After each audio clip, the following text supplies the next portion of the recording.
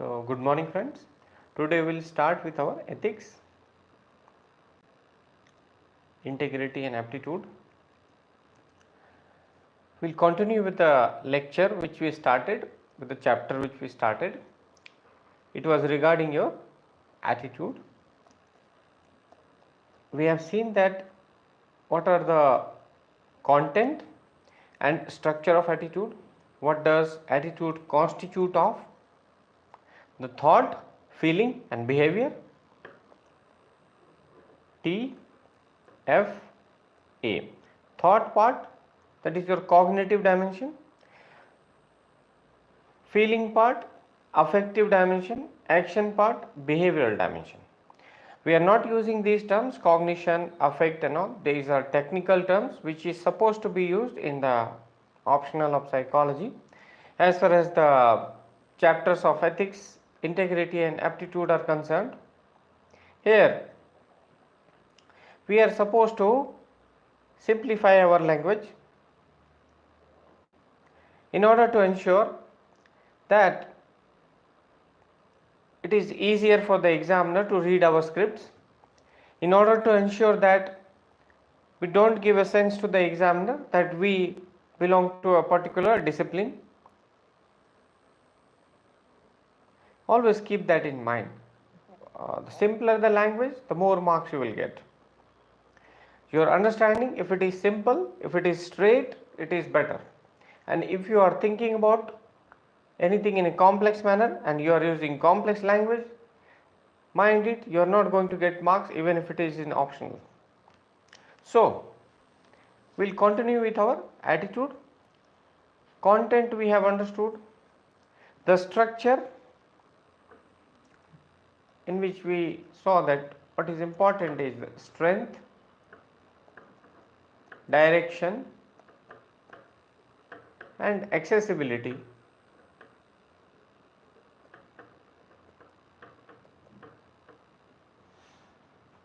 And what gives attitude a significant, a prime importance is the ambivalence,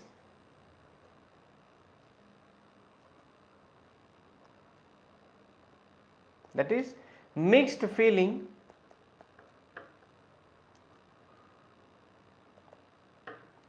or a mixed thought, a mixed tendency to act towards a particular object, a person or a group of persons, which does not give a clear sense of attitude. And that is why we say that it is very significant and difficult to access the attitude of a person because of the ambivalence.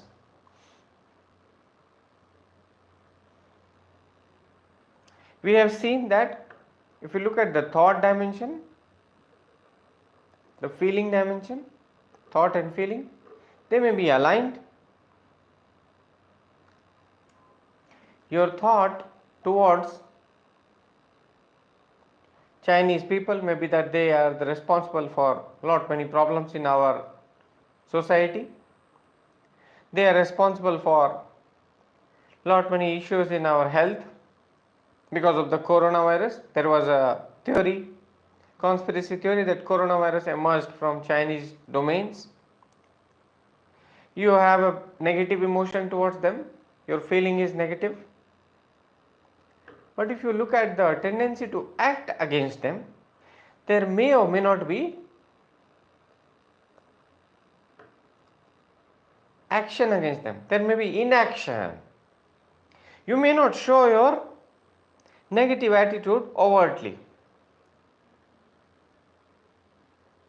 So, these two dimensions may be aligned, but as far as acting is concerned, that is acting according to your attitude is concerned, generally it is reserved. And that is why it becomes very difficult to understand the attitude of a person. We can test the attitude of a person through various methods, as I told you, through the method of Likert and Thurston scale, Likert scale and Thurston scale, through which you may be asked to give your opinion regarding girl child You strongly agree that there should be empowerment of women, or you strongly disagree? Most of the people, they lie in the neutral zone. Again, their responses are not specific, their responses are not strong. And as I have told you, if you have to display an attitude, as far as positive aspects are concerned, we must display, especially aspects like corruption is there. If you have to act against corruption, zero tolerance.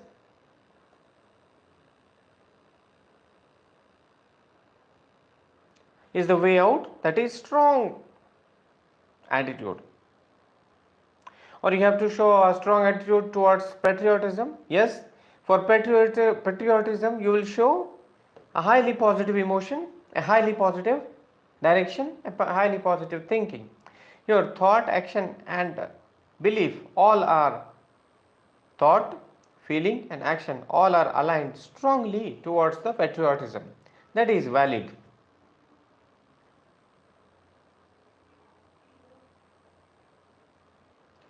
Then we saw the functions of attitude. What are the functions that attitude serves?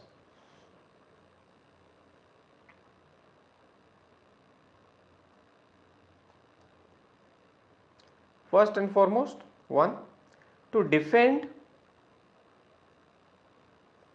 and express the core values of your personality. If you have to defend and express the core values of your personality, then attitude is the best component. Attitude is the best tool for it. If you have to disapprove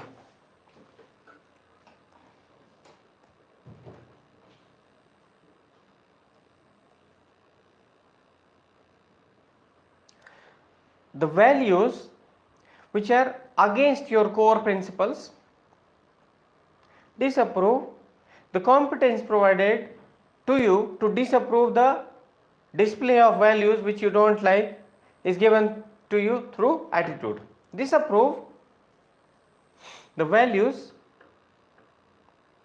which are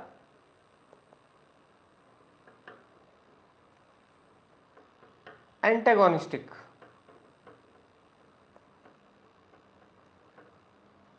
to your core principles, the core values which you live by. And if you display this attitude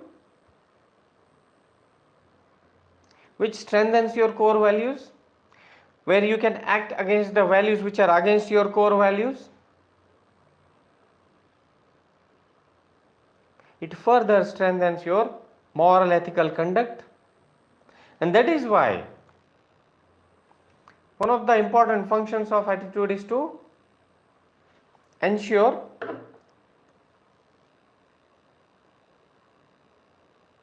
moral or ethical conduct. You are able to express your values, you are able to go against the values which are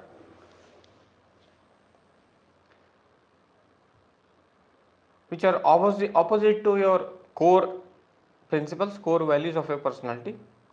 That strengthens your ethical conduct. And that is why one of the important functions of attitude is to ensure your moral or ethical conduct. As we have in our syllabus, moral attitude. You must go through the syllabus again and again. I am telling you, it is very important to be smart. And smartness does not lie in dressing well, being a star at the Instagram. Smartness lies in making your work easy by putting up lesser hours but getting better output. How? As I told you,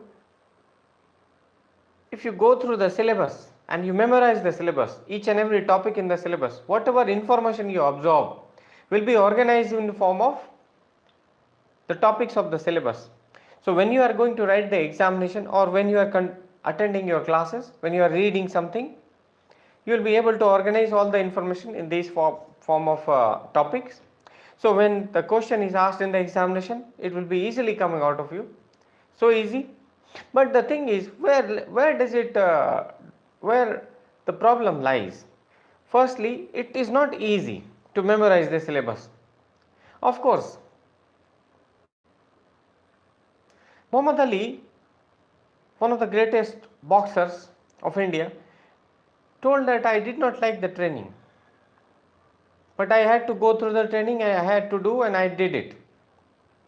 You may not like something, but you have to do it because it will help you achieve your goals, the larger goals. Nobody likes in the initial stages when you go for the heavy workout in the gym, the physical pain which you go through, you will not like it. Nobody likes to do the puzzles, let me tell you clearly. And who are these people who don't like it? They are the lazy people. So don't be lazy, be smart. Memorize the syllabus, complete syllabus at your tips. Memorize the syllabus, organize each information in form of syllabus, although most of the things I have already done for you. I don't teach anything which is beyond the syllabus, because nothing will be asked beyond the syllabus, because it is very foolish to teach something, teach 90% of the things which are not in the syllabus, or leave aside the syllabus which are not relevant, or which are making your things complex. We'll see today in the today's class as well. Moral attitude is there in the syllabus. So to ensure moral attitude or to ensure moral conduct, the attitude comes to help you. Attitude helps you to align your values with your core principles of personality, to defend your values, to aggressively attack the value which does not align with your core principles, core values. It helps you to conduct moral ethical behavior, and one aspect, it helps you to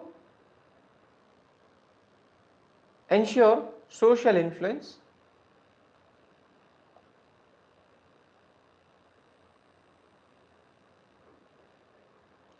persuasion.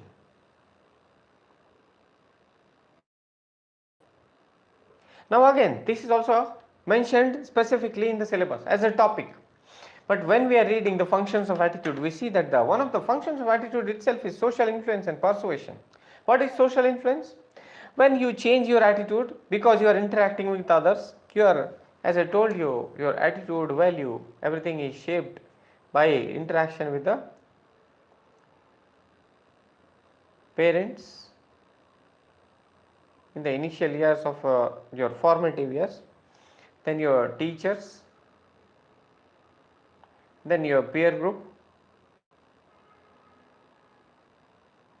Nowadays, social media also.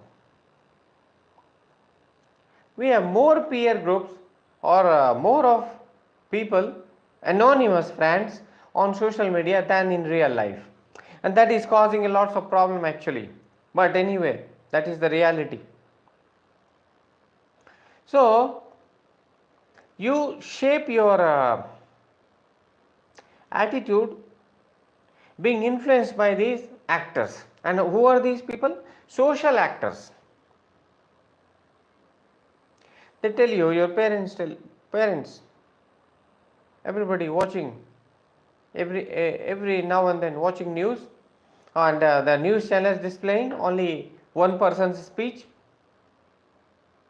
Everywhere the same political party shown, the same speech of the same political party, speech given by the Prime Minister, shown everywhere in all social media. Then your teachers, there are teachers who also subscribe to the view which is given by others. See, you will always be following the herd mentality when you don't have your own intelligence.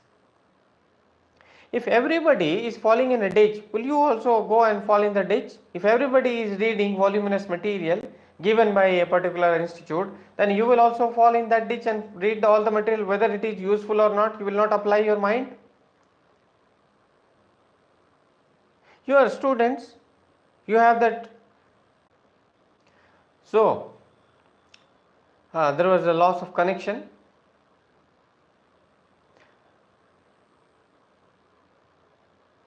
Parents, Suppose your parents are leftist. They say that the left parties are the best parties. They say that you see the situation of Bengal, all the Bengal is very poor, but everybody is happy. Then your teachers also belonging to a particular ideology, they say that it is better to live poor than to subscribe to the capitalism as an ideology. Then your peer group, the friend circle, they are also of the view that it's better to subscribe to the leftist ideology. There should be socialism. All the resources should be equally distributed to each and every one. You will be influenced to think like that. On the social media also, you see that everybody is supporting leftist. You also start supporting leftist. This is nothing, social influence. As there is a famous experiment, although it is there in the discipline of psychology, but we can put it just for understanding. What happened during this experiment, famous experiment of Asch?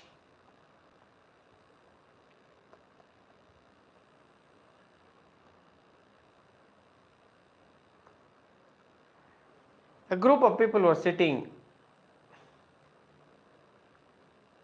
on the wall. A laser dot was displayed. Among all these people, apart from one, everybody else was experimenter's dummy. Everyone else other than one person were experimenter's dummy. They were told by the experimenter that when we ask that whether this light is moving or not, you have to say yes, it is moving. So they started with the first person. He said yes, the light is moving. Everybody, all of them saying that the light is moving. This person was confused. This person here, he was confused that although the light is not moving, but all of them are saying it is moving. If I say that it is not moving, they will think that I am a fool or I am a blind person.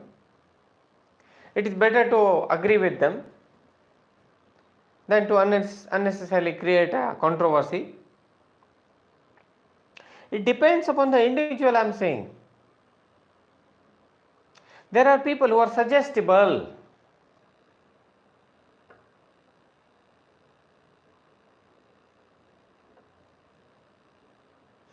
Everybody going to a particular institute, they also join the particular institute.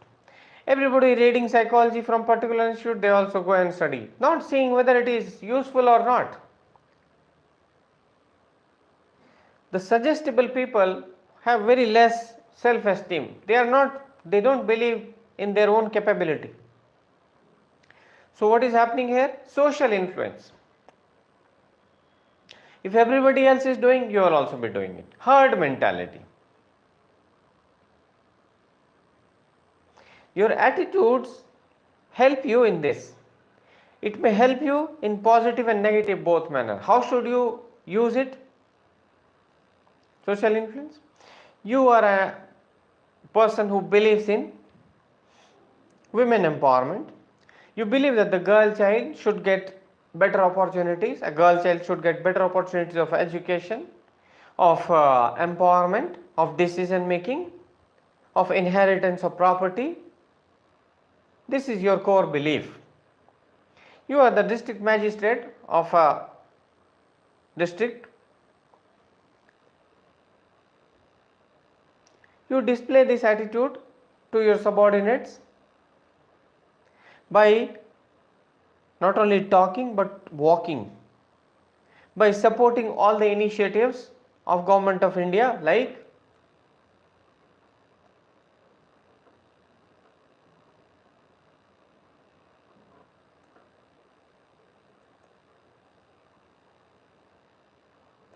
Beti Bachao, Beti Padhao. That initiative you are supporting, and you put your team into that 24/7, that this scheme should work on the ground, come what may. What are you doing? You are defending your core values of women empowerment. You are against each and everyone who says that no, this program is not important. Then your moral reasoning says that it is important to support the girl child. The moral ethical conduct will be to support them. That also you are doing. Through the method of messages, you are telling your team, go into the villages, talk to the Pradhan, Gram Pradhan, tell the Gram Pradhan to persuade this message, to ensure this message.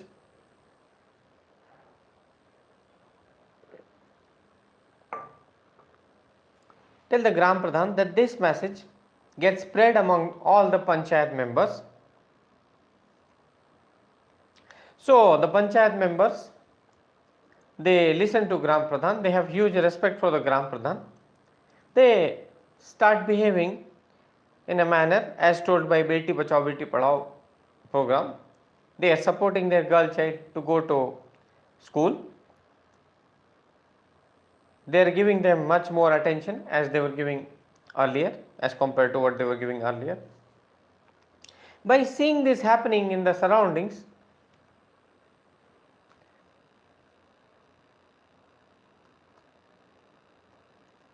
Ramu Kaka was not supporting girl child. He was saying that already 8 girls, I have 8 daughters. The 9th one is a boy. I will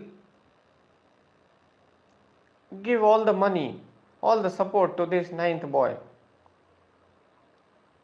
9th boy is Halku. He says that whatever I have for Halku. The 8 girls can wait. If Halku had arrived earlier, I didn't need these 8 girls. Now everybody around Ramu Kaka, whosoever he respects, whosoever he sits with, whosoever he does, he has a peer group also, Ramu Kaka. In the peer group, he takes hookah.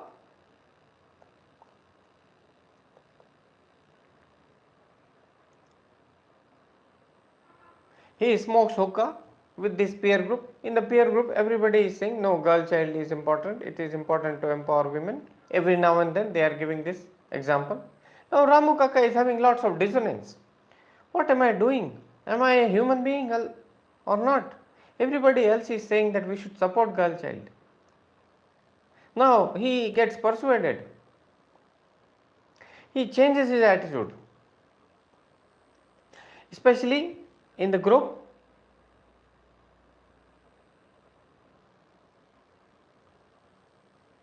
is one special friend of Ramu Kaka, is Dhamni Kaki.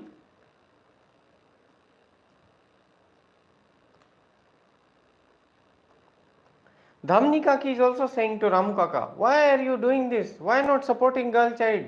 See, everybody else is supporting. Now after listening to Dhamni Kaki, the attitude of Ramu Kaka changes. Everybody else is saying that you should change your attitude. Then Ramu Kaka, getting influenced by them, is social influence. And when one person, Dhamni Kaki, especially going to Ramu Kaka's home and saying that no, don't do this, that is persuasion. See the difference between social influence and persuasion? Social influence, because everybody else is talking intentionally or unintentionally, in a passive manner also, they are spreading the message to Ramu Kaka. But in persuasion, what is happening? Dhamni Kaki especially going to Ramu Kaka's home and telling him, change your attitude. This is deliberate. Persuasion takes place in a deliberate manner. Ramu Kaka has huge respect for Dhamni Kaki, being a very close friend of him. He is also charmed by her personality. So he will listen to her. Great trust, loyalty towards Dhamni Kaki.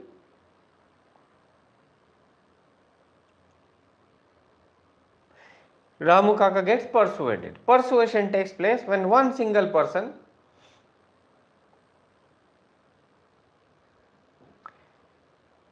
through the deliberate act of fine art. Persuasion is an art. Remember this. This is your social influence. This is your persuasion.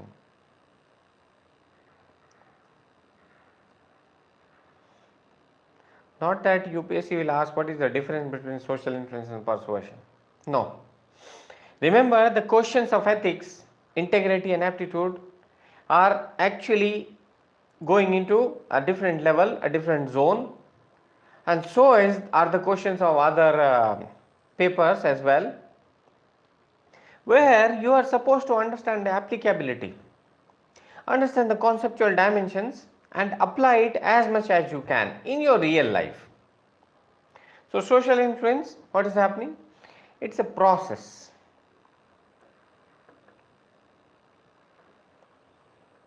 whereby the society, through a deliberate, that is intentional or unintentional, it may be intentional or unintentional, but persuasion is an art. It's an art.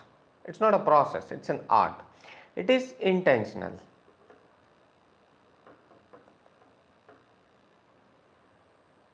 It may be intentional or unintentional, either intentional or unintentional. It is just a process, it's taking place around you.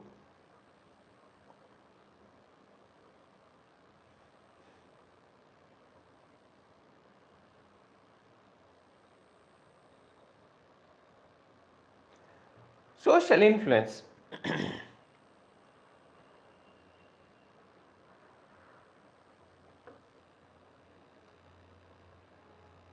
SI,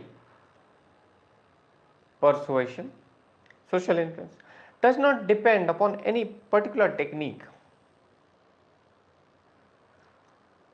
It's a generic process.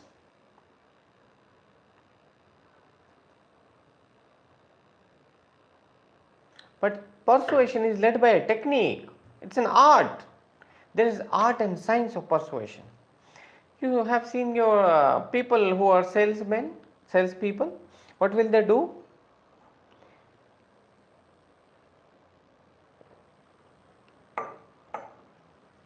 Foot in the door, door on the face. I am not going to discuss that because that is zone of psychology. Although they are also very interesting techniques, but largely, let's see the practicality. Let's not get into the theoretical dimensions. What is the practicality? Largely, if you have visited big brands, good brands, recently I visited a jewelry brand, Tanishq. Many of you might be knowing. So, one of the stores I had earlier visited, which is there in Delhi, in south part of Delhi, and this store, I saw the difference. That store was doing really well. Lots of customers, they all felt satisfied. The difference here, the salespeople, salesmen and women, they did not bother much about the comfort, our comfort in this store which we visited recently. Whereas in the other store which I visited earlier, they had offered drink, tea, coffee or any other drink which we wished. I told that I generally don't prefer coffee from machine. They told me, sir, we can ask somebody to bring a coffee for you from a nearby store of CCD or Starbucks, as you say, not a problem, sir. So they are making it comfortable for me. Their dressing is appropriate as far as their behavior is concerned, very neat, clean and clear communication. Their appearance is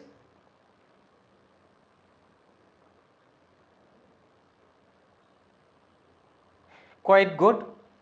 The lighting which they provide is also very good. The chairs are comfortable. So our tendency, once we are into the comfort zone, then the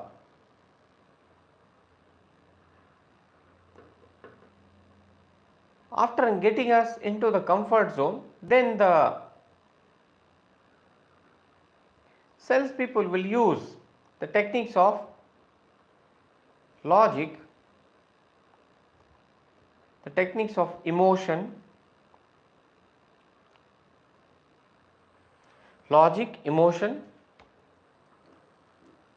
credibility of their brand,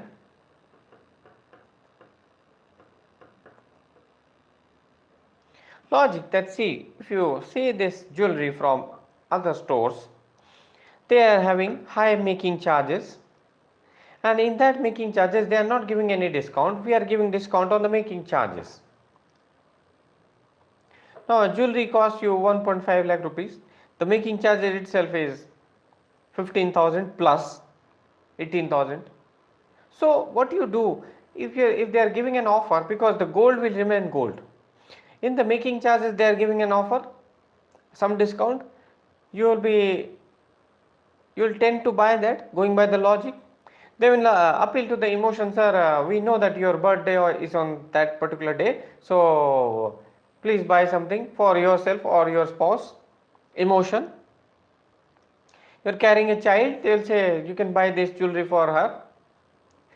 Credibility, they will say, sir, we are the largest brand of India.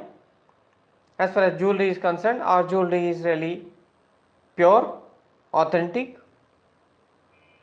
See, this art will be used by the salespeople for persuasion.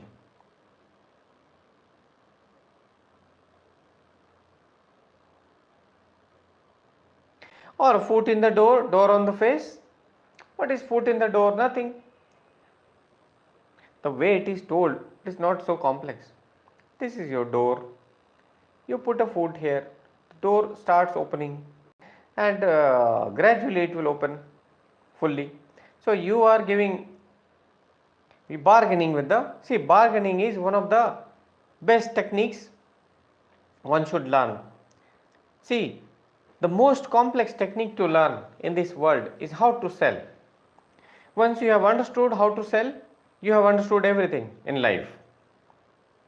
Whether you become an aspirant, where you are sitting in the interview room, you are selling yourself. You are writing your examination in main examination, you are selling yourself. That is why display as much as you can. So, foot in the door, you start with a small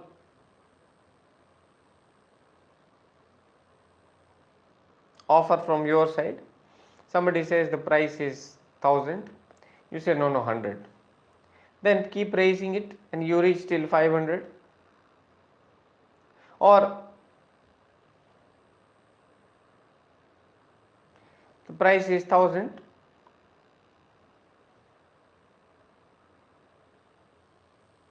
you will say reduce it, gradually reducing it up to 500.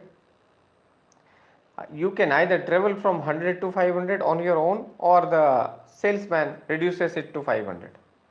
Both these techniques are valid. When it's a sudden jump, it's door on the face. When it is gradual, foot in the door. No need to remember that, just to understand the application. Persuasion, this is nothing but persuasion, especially when they are using these techniques. This is persuasion. So, whenever a social change takes place, whenever an attitude change takes place, there is the role of attitude shaping and change both. This is the role of social influence and persuasion both. Both social influence and persuasion help in shaping and changing of the attitude. That is why it is important for us, and you as a budding civil servant should learn it, because you have told your team to persuade. There may be one person. In every department there are some people who can persuade others, listening people.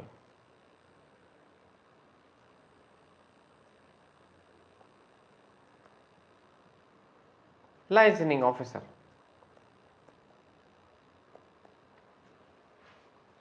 You listen with others.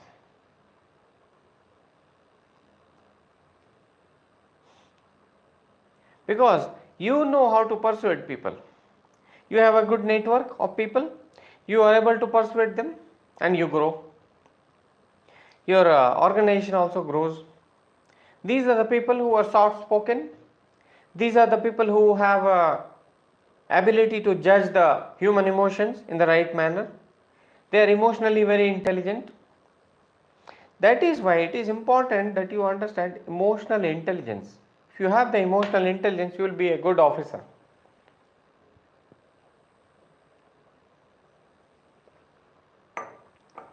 Because we are not rational human beings in all the situations.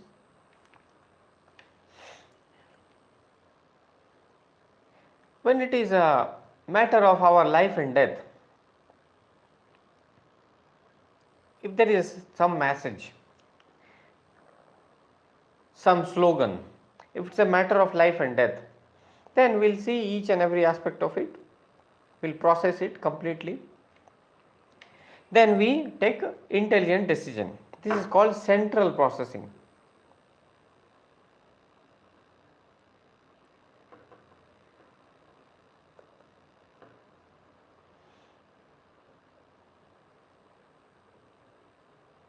But when it does not mean much to us, it's a very shallow decision, we do heuristic processing.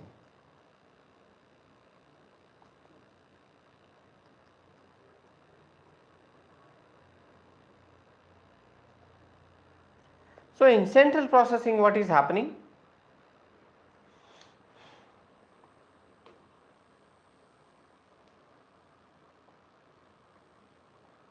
The central aspect of the message is processed completely. Then an intelligent behavior is displayed, an intelligent decision is taken. But most of the cases we are doing this heuristic processing. We are going by the chakachaunt of the message. You see, you visit a store, any general store, at the counter where you are paying the bill, they have kept lots of chocolates. When you are paying the bill, you have to they have to give you 5 rupees change. They will say, sir, I don't have change, please buy this. You bought this chocolate, you took this chocolate rather, because they didn't have 5 rupees. You gave it to your daughter, she says it's very tasty, I liked it. The brand promotion also happened.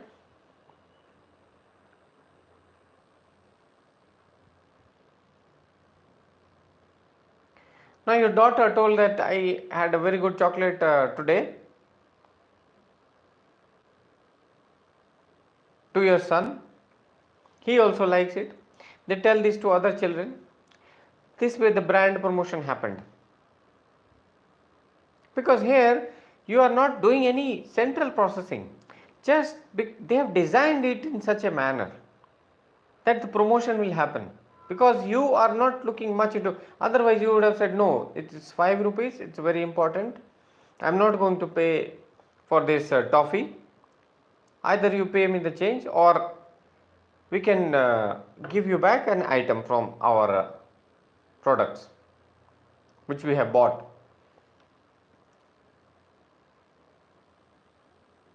So in most of the cases, the message, the appeal of the message lies in its emotional appeal. How it evokes an emotion in you. What kind of emotion is evoked when you see this message?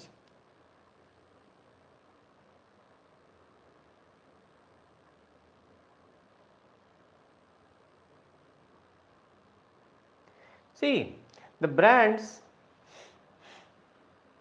like Nike,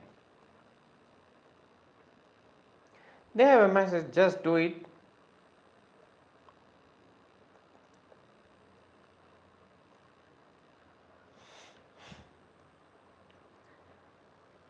This message was brought in a particular context.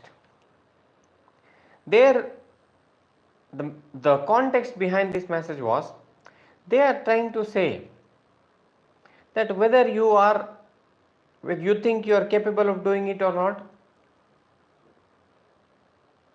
you may belong to a particular category of people who are handicapped, you may belong to a particular category of society which is marginalized, but still, if you believe in this, just do it, you will be able to do it.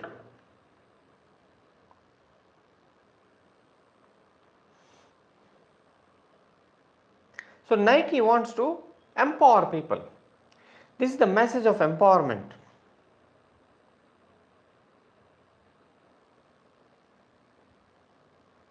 But the way it has been put up, it is easy for us to remember, and you see the logo of Nike. This is easy for us to remember. It registers it in our mind. First, it is a sign of correct. Secondly, it is easy to get registered in our mind.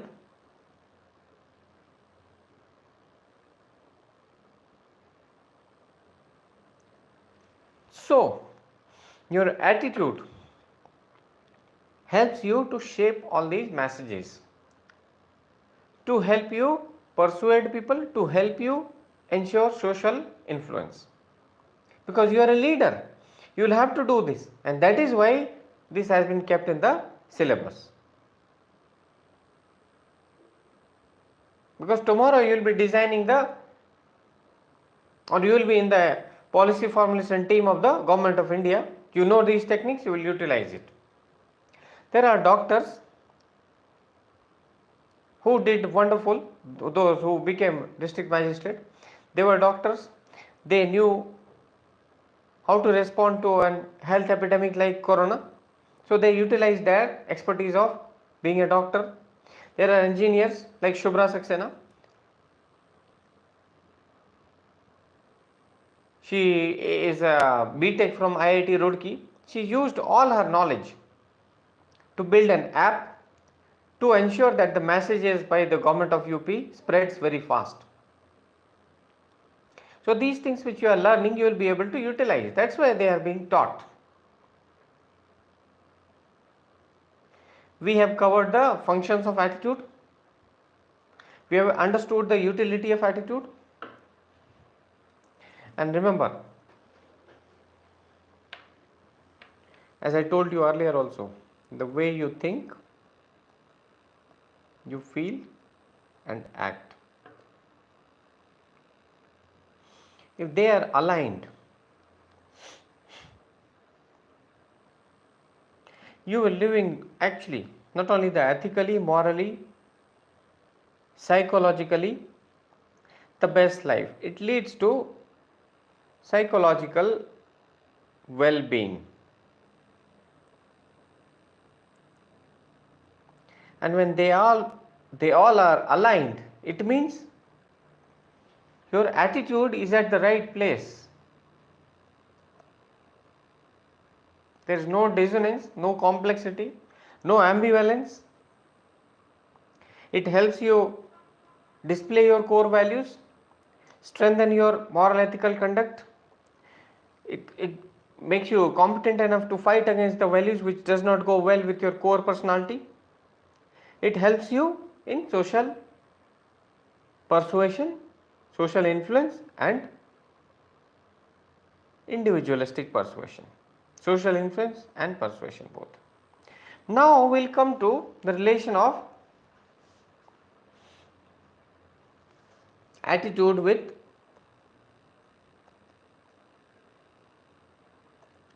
thought and behavior. How does attitude influence the thought and behavior? And how attitude gets influenced by thought and behavior? Very easy to understand, not a big thing, but this relationship is very complex and it is influenced by various factors. How your thought affects your attitude? or your attitude affects your thought. Suppose you have a positive attitude towards BJP or a particular person.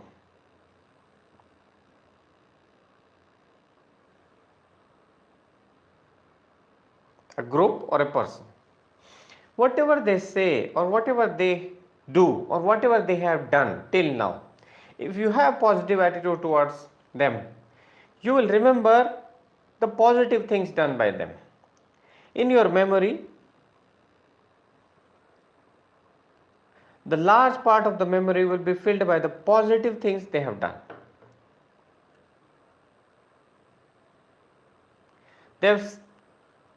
In their tenure, Chandrayaan mission became successful. In their tenure, Balakot airstrike was done. In their tenure, we saw that Article 370 was removed. In their tenure, we saw that Digital India took shape. In their tenure, we saw that in the central ministries, the corruption became very less. The positive attitudes. Many other things happened. If you look at the situation of unemployment, it's really bad. The situation is really bad. If you look at the situation of inflation, economy especially, the overall economy has been not only mishandled, actually manhandled. The economy, the employment part.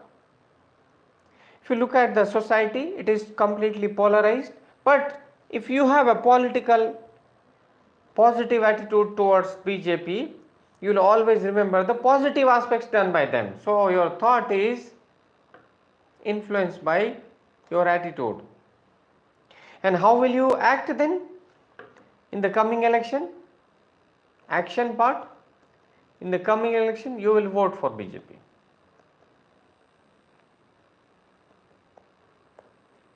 So your attitude defining your thinking and behavior both. Suppose you have a negative attitude towards a person. What happens? Initially, relationships, everything hunky-dory, everything going positive manner. Once the thing becomes sour, once your attitude on the verge of brink of breakup, or on the verge of divorce, what happens with the couples? What happens with the husband and wife?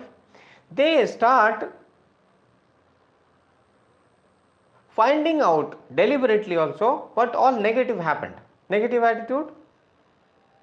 Because of the negative attitudes, all the negative memories will be not only flashed in your memory system, they will be repeated again and again, and you will start thinking after some time, overthinking, as most people do. As far as negative things are concerned, overthinking is a reality. People do think this again and again, and then they will think that only negative things happened. Everything, whatever happened. Just after this relationship, just after this marriage, I lost all the money. Just after this marriage, I became unwell. Just after this marriage, my job was lost. All the correlations, negative correlations will be done. And how will you act? Divorce, breakup. Your attitude defining your thinking and behavior. How does thinking help the attitude? Your thinking.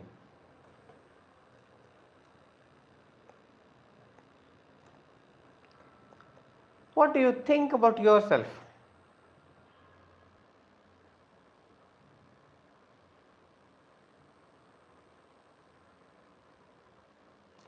Your self-perception.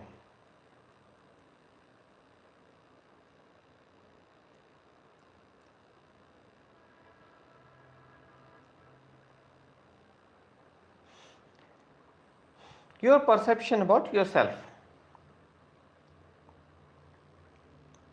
If you think that you are a person with high degree of honesty and integrity, you would like to, in most of the cases, display this honesty and integrity, and your attitude will be seen as a person with great degree of honesty and integrity. Your thinking defining your attitude.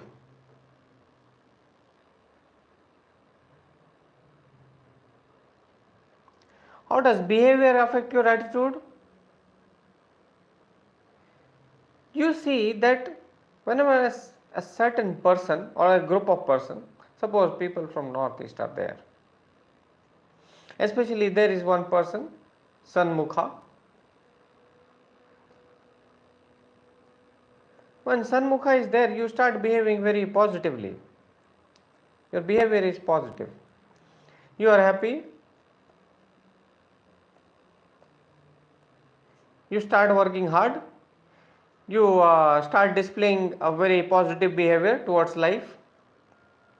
But you don't know what is happening. Behavior is there, but you don't know the reason of it.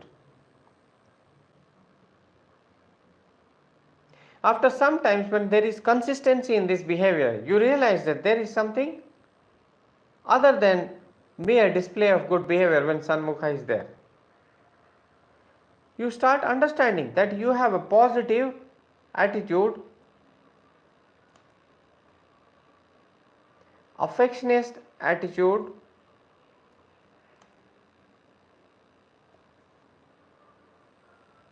towards Sanmukha. After some time, you start admiring everyone from Northeast. You admired Sanmukha. Later on, since you realize that I have positive feelings towards Sanmukha, I have positive feelings for everyone from Northeast.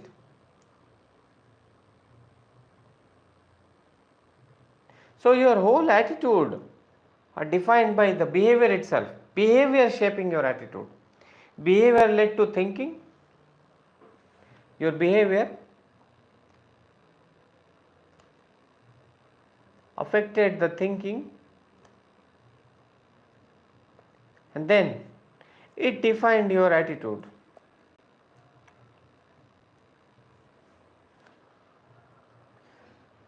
Attitude shaping the thinking and behavior, behavior shaping the thinking and attitude.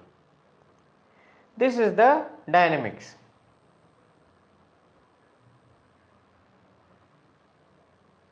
There is a famous example of dissonance. When we say dissonance, it is always cognitive. So we need not put cognitive in prefix it with cognitive. Dissonance is always cognitive.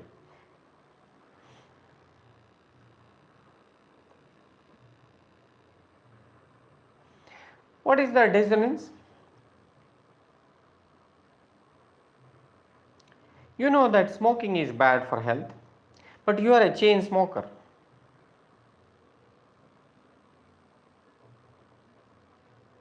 What is your knowledge? Your knowledge is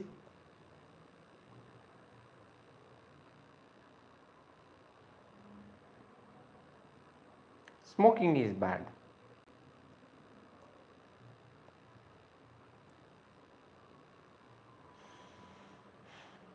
But what is your behavior?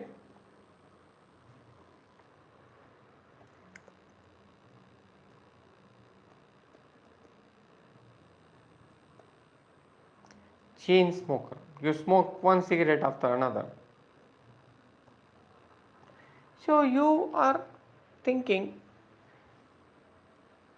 at one point of time when your child who was going to school, he also tells you that, see this picture, in my school book it's shown that the smoking is very bad for health.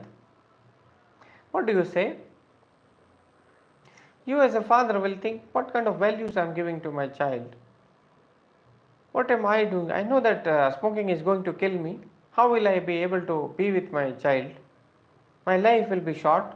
I'll be suffering from disease. I won't be able to give them a healthy, happy life. There is a dissonance. So you change your attitude.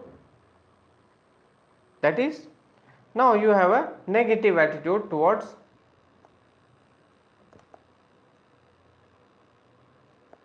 smoking, where you had a positive attitude towards smoking, now it is negative. The attitude changed. What was the reason? The discrepancy. The discrepancy between your thinking, the attitude apart, and the behavior. Whenever there is a discrepancy between your thinking and behavior, you will always be dissonant.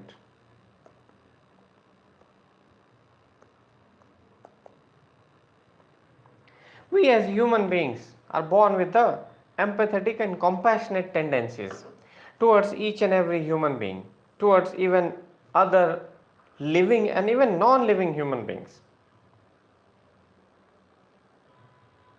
So the people who indulge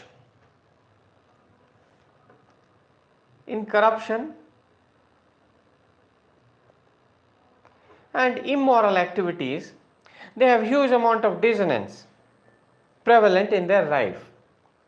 To lower that dissonance, what they do?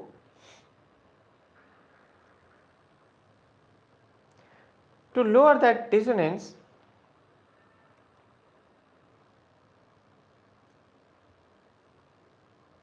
they will help some NGOs, or they will do lots of religious activities, donation.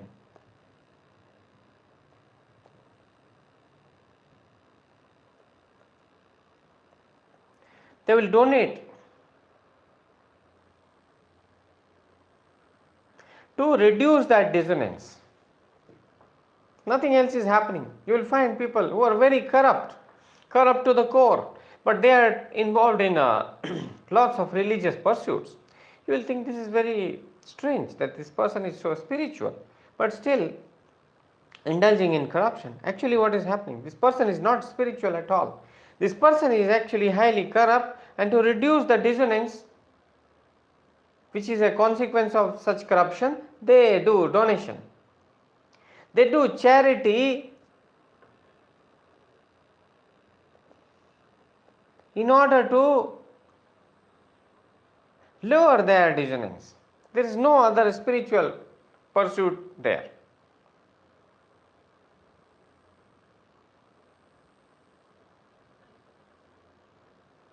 That is why I say that your thought, feeling and action, if they are all aligned, then you get the best results in life. You are at peace with your life, and you are moving towards the actualizing tendencies which we have understood in humanistic psychology. You will be doing wonderful things which many other people, many other colleagues of yourselves, they will think impossible, but you will achieve it very easily.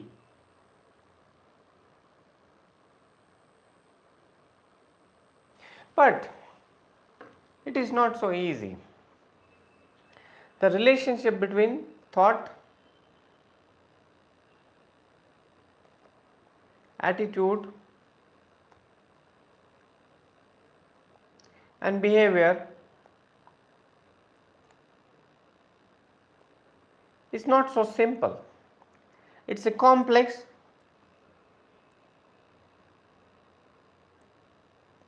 and dynamic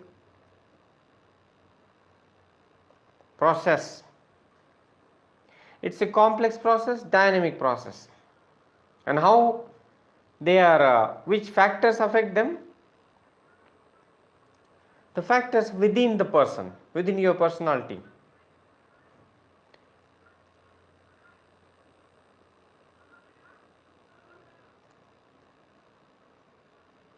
What kind of motivation you have? The factors outside the person, the social context,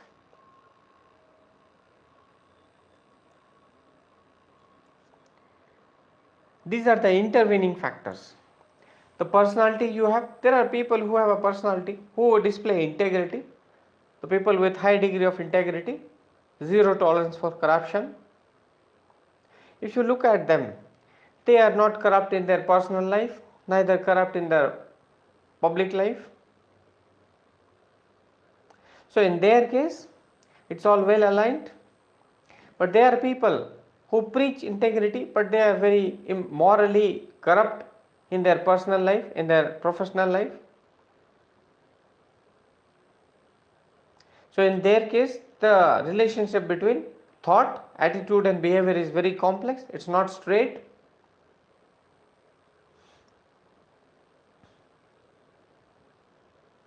The kind of motivation they are having.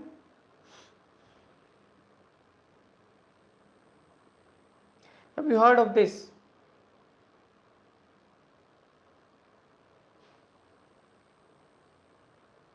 जो झूठ दूसरों को बचाने के लिए बोला गया वो झूठ झूठ नहीं होता. If you are lying, but your end goal, you are motivated by a goal to save somebody's life, that is not a lie, because you are doing a better service. Although you believe that lying is a bad habit, lying is not good, but still you lie because you have to save the life of others. In that situation, what is your motivation? What are you motivated by? That defines you. If your motivation, you are doing corruption just to store lots of money, hoard money, enjoy the pleasures of life, or let your children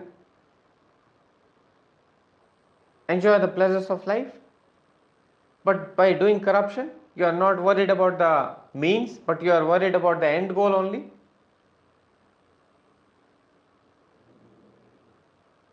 The motivation which defines your activity. What is your motivation? You may be doing something which you don't like, but what is the motivation? Why are you motivated to do that? As I told you, it is not easy to do the work which I suggested you. Remember, memorize the whole syllabus of ethics. If you go through it daily again and again, you will be able to remember it. But once you remember it, it will help you to organize all the matter. What is the motivation? So intervening factor is motivation. Intervening factor is personality, the kind of personality a person is born with. There are people who are, these two you must have heard or seen or read, type A, type B. The people with type A are highly neurotic, anxious,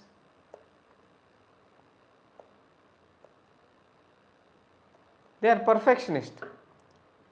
They want everything to be done in a perfect manner. If something goes wrong, they will be very angry, they will be anxious, stressed up. So for that type of person to do something which is not aligning his thoughts or her thoughts with the action will be very difficult. But for a person like type B, who does not show that much of emotional arousal, it will not be a difficult task. Largely speaking, in a positive context, the people with type B rise higher in the accolades, that is in the hierarchy. They get better posts, better jobs because of the better ability to manage their emotions. But it will be easier for them to find a discrepancy between their thinking, attitude and behavior. Not for the type A people. Not for the type A people at all. Motivation, you see, there are people, you see how powerful it is. There are people who are preparing for civil services because there is no other way. For them, it's a matter of life and death.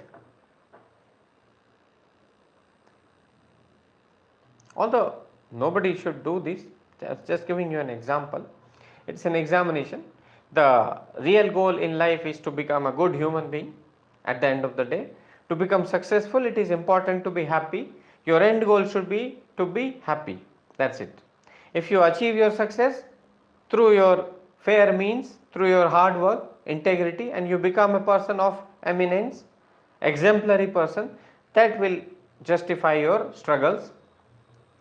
But it does not mean that if you have not been successful in one endeavor, you have you have failed completely. No, that is not true.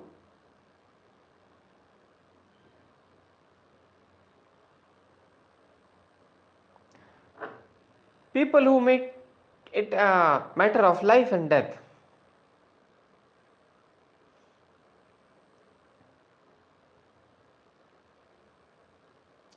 it appears that most people can afford these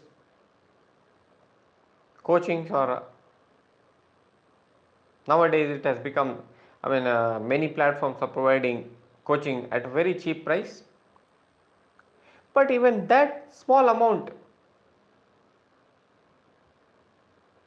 to afford even that small amount, there are people who have to work hard. They have made it a matter of life and death. What is the motivation? They are fighting for survival. And once you fight for your survival, your intensity, your motivation, your ability to conquer the odds against you will be much, much higher. And if you have to be a great person, always live your life on edge. You assume that probably it may be the last day of my life. Study like you have enough time for, because you have to absorb everything. So go into the details of it. Live your life. Do whatever you wish to today only. Don't procrastinate.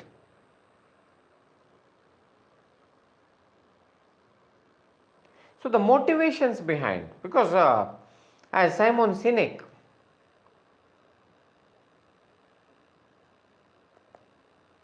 says, it is not what you are doing is important. Why you are doing so? Why is important? Why are you preparing? Ask yourself. Why do you want to become a civil servant? I always tell people, the aspirants who come to prepare in the initial stage, in the induction stage, why are you preparing? Ask yourself this question. The answer will come from within you. And if you have been able to answer this question properly, howsoever failures, how many failures comes in front of you, you will not leave this. You will succeed even after struggling. If you answer this why, you are doing something, whatever you are doing, always answer your why. The how, what, when, where will always appear on its own if you answer your why. Then there are social context. Social context. You hate Mr.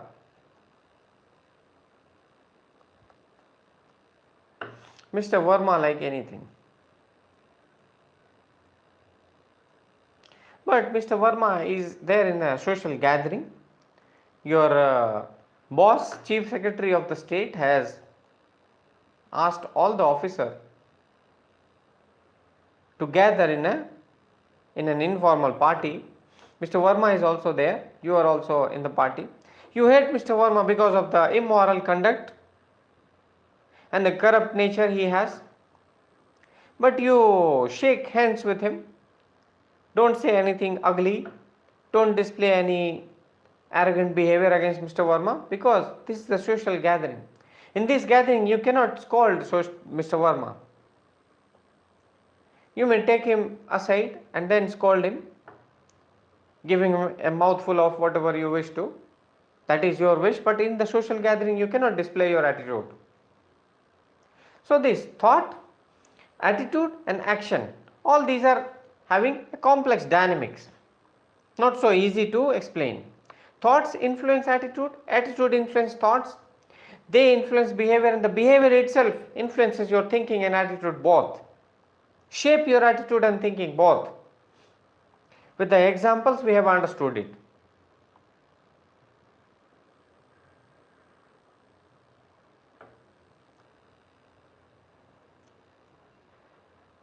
Then comes your one of the specific topics mentioned is moral and political attitude.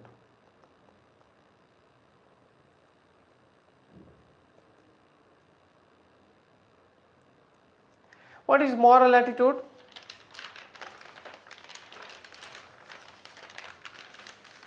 Moral attitude is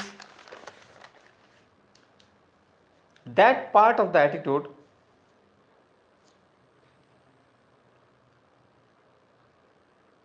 which is actually the defining aspect of all the theories we have read, all the content we have read, and whatever we are doing with this paper, ethics, integrity and aptitude, will be defined by your moral attitude. Your attitude towards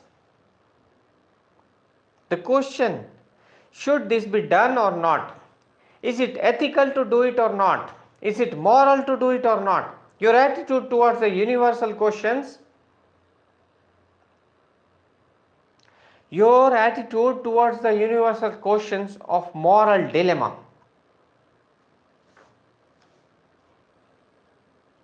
What is right and what is wrong vis-a-vis the moral issues of universal importance. I'll give you an example. See, this ethics integrity paper is not a simple knowledge paper, as I have told you, but if you learn it with interest, there is a huge mine of wisdom here. So be passionate about this study, and I'll tell you one thing, be passionate about the civil service preparation itself. Even in the worst case, I'm telling you, even in the worst case, you don't go through the exam, get through the exam.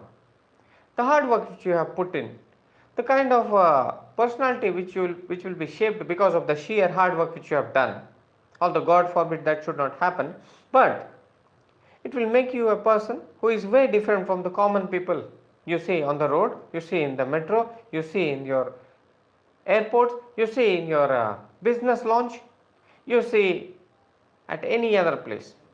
You will be way above, way better, way different from these people, and you will have the ability to give each and everyone a run for their money. Whatever they are doing, they have opened a dance academy, even you can give them a run for their money in that dance academy. If somebody is teaching for 30 years, you will come one day and you will show them the mirror that see what you are doing. Because of your excellence. So enjoy this journey, and you will see a very beautiful example which will shake you, shake your morals, and will force you to think that what should have been done. What is right, what is wrong? When universal questions of moral dilemma you confront with. Moral dilemma.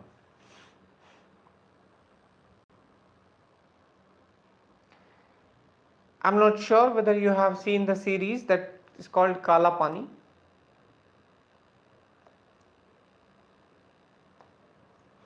I don't suggest you should watch series, but there is enough time, 24 hours. If you read do your study properly, 8 to 10 hours of study, and you keep your mind fresh through the activities which you like, you can find time for them also.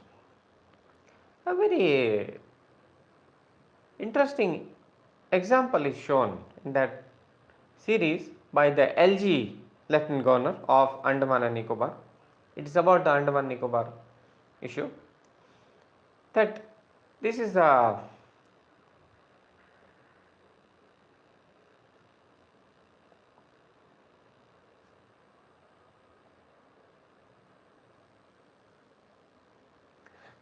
railway crossing, rather not railway crossing, this is the platform through which the railway the trains travel, train ki patri, the rail, it is called rail. Here at this point, at this juncture, 5 people are working. 5 people are working to correct something wrong here.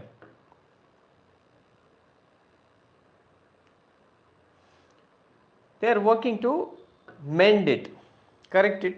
Something is wrong with the fish plates which attach these rails. A train is traveling at a very high speed, suppose 150 kmph, 150 km per hour. It's a high speed. Taking the train in context, train is very heavy, so this speed is very, very, very high. Now, because of some technical fault,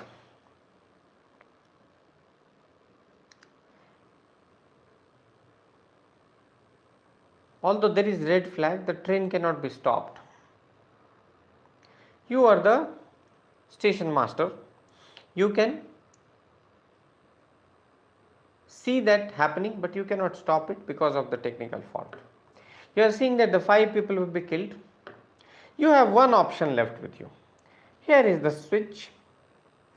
If you change the switch, this you can do through the control room itself. If you change the switch, flip the switch, the train will travel to this direction. But here is one person again working to correct something on the rails. One person. Here 5 people are there. What will you do? Will you flip the switch?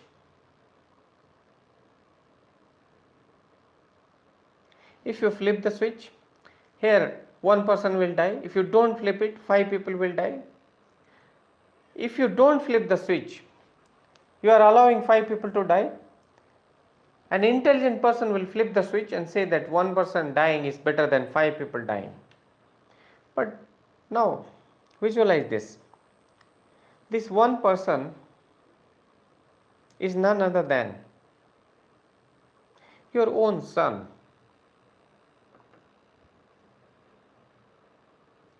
Or a very dear friend of yours. You are the station master, your son is working here.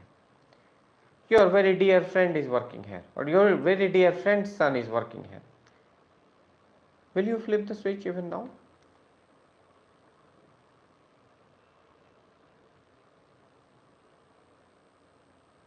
For these kind of dilemmas which civil servants have to face every now and then, there is something called moral attitude. What is your attitude towards the issues of moral importance, universal moral importance? There was a nurse in one of the famous hospitals, popular hospital of Mumbai, KEM, Aruna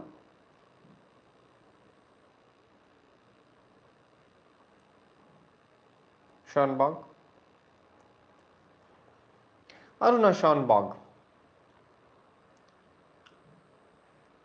While doing the duty of the hospital itself, one day she was brutally assaulted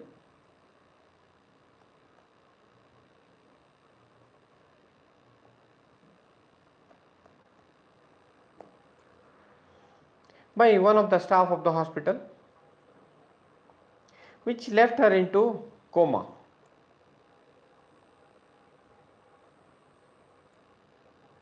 She went into coma. She went into a vegetative stage.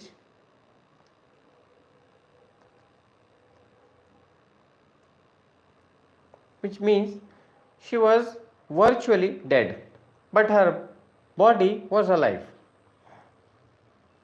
Only her heartbeats were there. Virtually she was dead. For everything she had to do, all the activities, whatever is supposed to be do to stay alive, she had to take help of. She could not even get up from the bed. She could not do no movement in her body. She was force fed through intravenous feeding.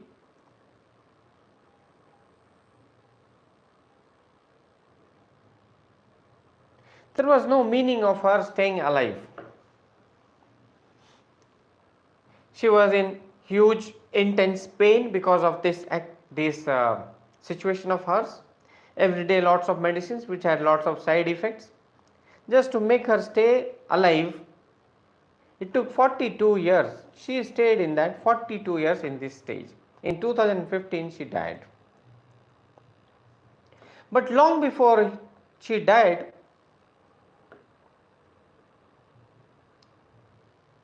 the fellow nurses,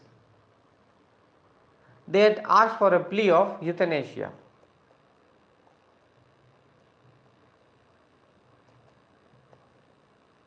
Ichhamrityu, that she must be allowed to die, rather than living a life where she is dying every second. It's better that her life support is stopped. She was on the life support. Her life support, the switch to life support, it stopped.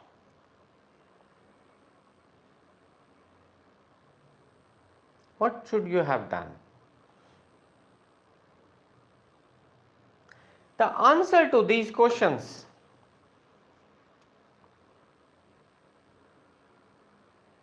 come from moral attitude.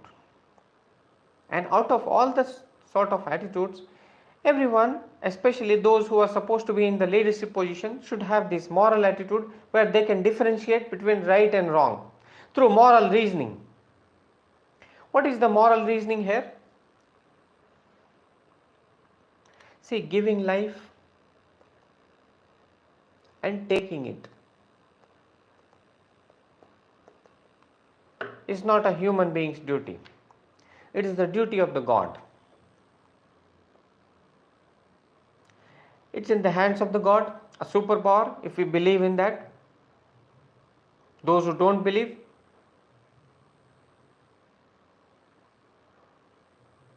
for them also. The question must be, are we empowered? Are we justified to take anybody's life?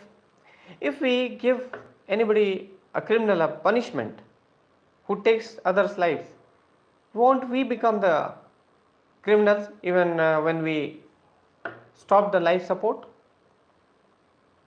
Are we not supposed to be criminally prosecuted? Should we not be jailed? It is the endeavor of the God. But look at the other side, the kind of severe pain she is going through. In a vegetative stage, the kind of money which is spent to keep her alive, could we not have used this money to save several other lives? What was the use of her staying in this stage for 42 years? Lakhs of money must have been spent on her. And her body had died, but she could definitely feel the emotions. She could not display it, but the stress which her brain is going through, he could not stop that. He could not stop that.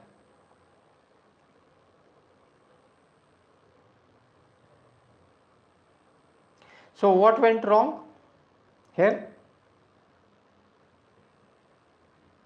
The moral reasoning, or in the case of the flipping of switch,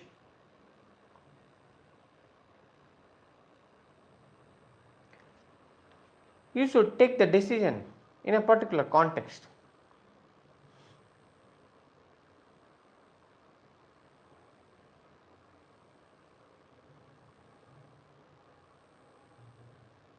If there is no other way,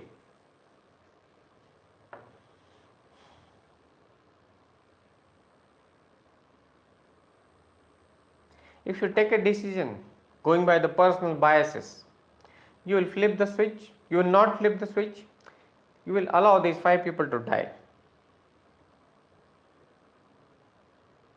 If you are not biased, if you have that highest level of integrity, you will say no. Here we are able to save the 5 lives. Whosoever it might be, I'll allow him to die. But it becomes very tough.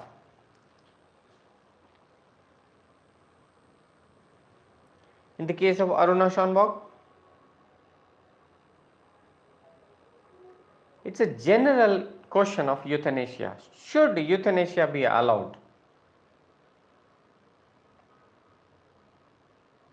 The courts in their guidelines say, if it appears that there is no other way out, if it appears that there is no conspiracy behind it, then with the consent of the patient, it can be operationalized. But then again the question comes, What if after a few years, what if during the 42 years of Aruna Schönborg's stay, some medicine could have been discovered which saved her life? Because it's not a big thing. Discoveries have happened in medical sciences. Any drug could have been discovered which saved her life, which brought her back to the life. Then what would have happened? So to judge these questions in the right manner, moral attitudes come into play. And an equally connected concept is political attitude.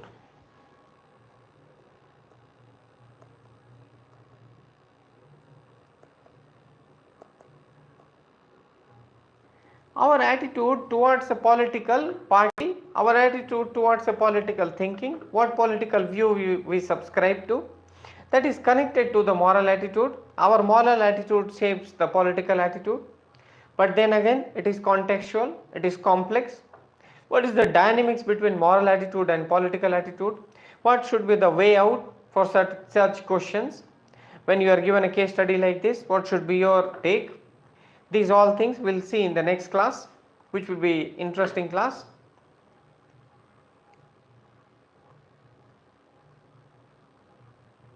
Tomorrow is Friday, but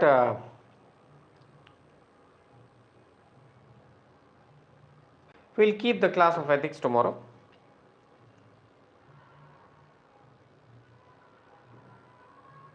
Then essay class will be held on Saturday and Sunday. Thank you very much for joining. Have a good day. Study your ethics and integrity paper, and for all the things you are doing for the civil services with interest, passion, and do it in a mindful manner. Apply your mind. Don't be a sheep, don't be a herd.